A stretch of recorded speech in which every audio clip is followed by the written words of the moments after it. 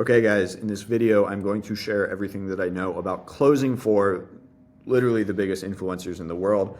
I've closed for one of those guys in the thumbnail, and I have friends who have either previously or currently do close for those other guys in the thumbnail.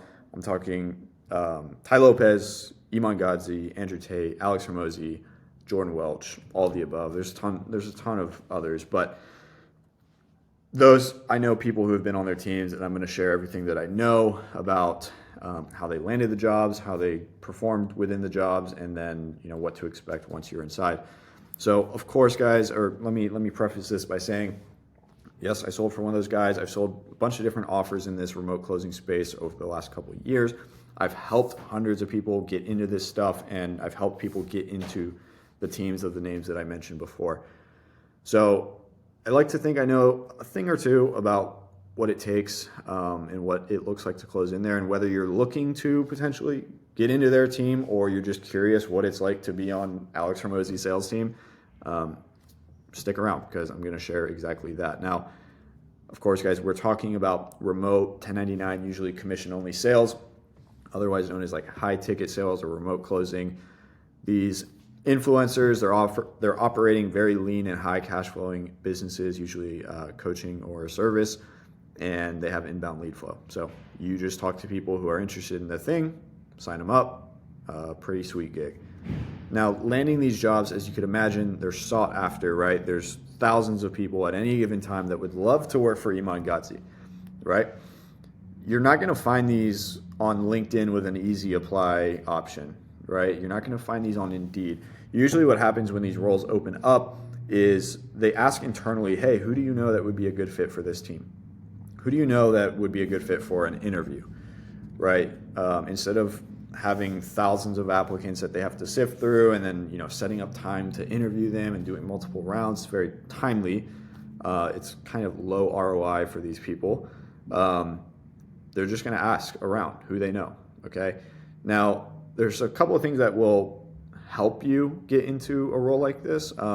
If you have worked with another big name prior, you're immediately top of the list.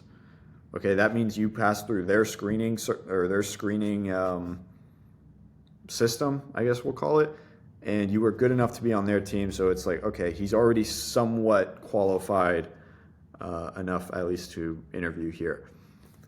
Knowing someone inside who refers you is probably like the biggest thing that is going to get you into these teams. But if you don't know anyone inside and you're new to the space, like if they have an entry-level role open, I mean, you just better hope that you're a more likable person than everyone else. So you can start in like an entry grunt level position, but I would say in that case you need to be extremely fast with an application, and you should try to be different. Like not different in a weird way, but different in a way that shows you go above and beyond and you're not afraid to put in the work. Now, staying in the roles and performing. After talking to guys that have found success within these roles, like across various teams, I found these actions to be consistent, where first and foremost, like they've bought into the vision of the owner or the company. And that's super important.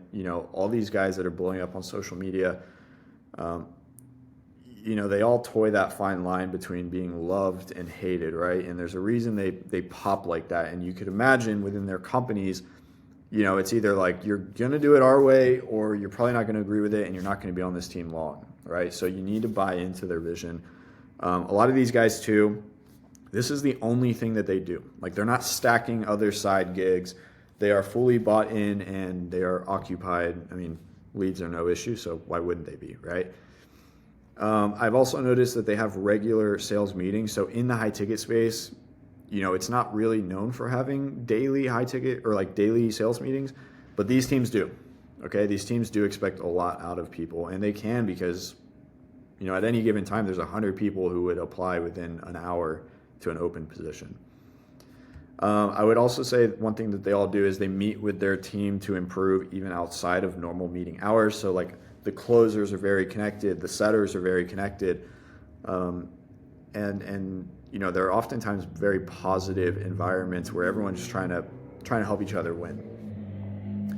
A lot of these guys too, they also watch game tape and they're studying. Multiple people are telling me like, yeah, we're watching a call a day. We're going line by line. It's not a fun task. It's not an easy task. Honestly, it's a pretty uncomfortable task, but it makes you way better.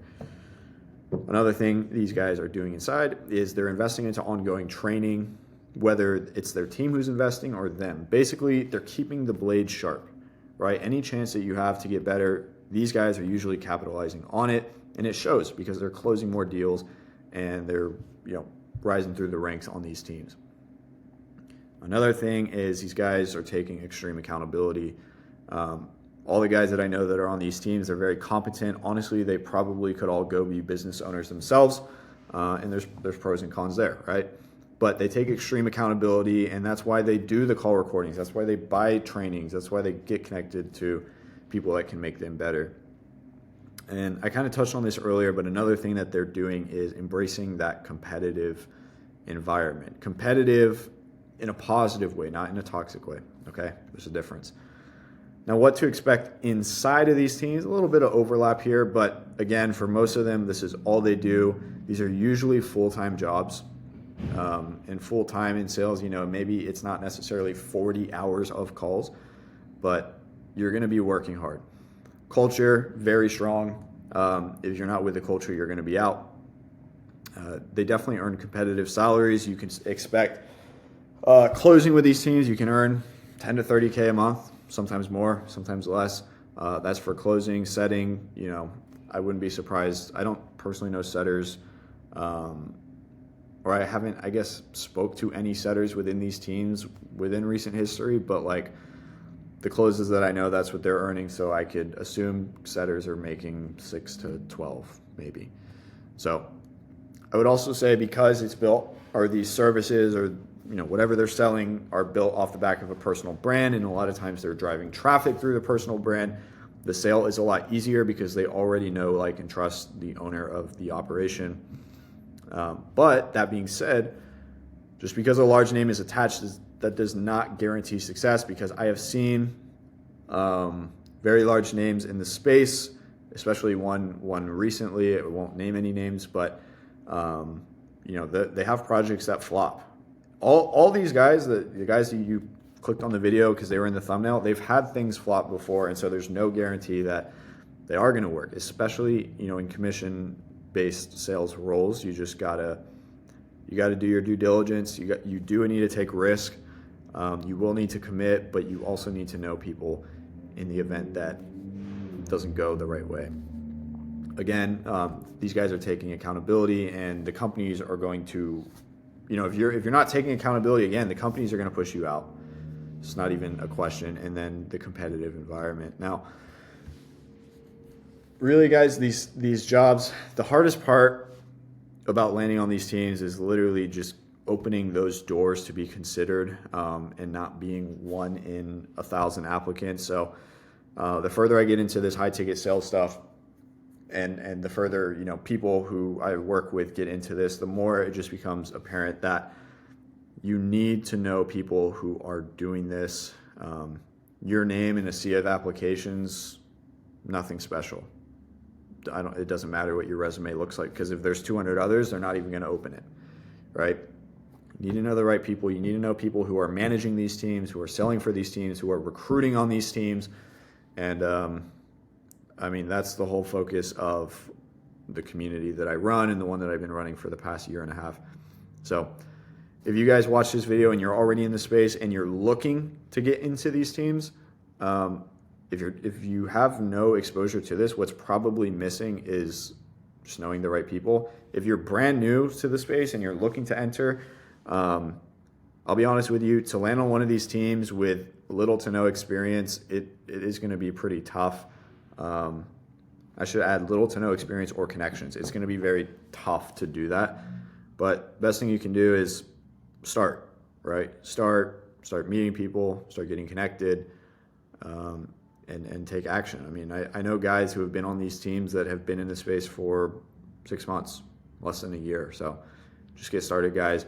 If you're looking for a place to get connected to people who are in these teams, again, my community, that's a place where We don't just have a bunch of newbies playing McDonald's drive-through role play. It's a bunch of guys making 5, 10, 15, 20K per month, and we can help you do the same. So if you got any questions or if you're interested in that, go to the description. Also in the comments, let me know if you have any other further questions. There's probably more that I didn't cover in this, but these teams are really interesting, and let me know if you have questions. I'm happy to answer. So I'll see you guys on the next one. Thank you for watching. Peace.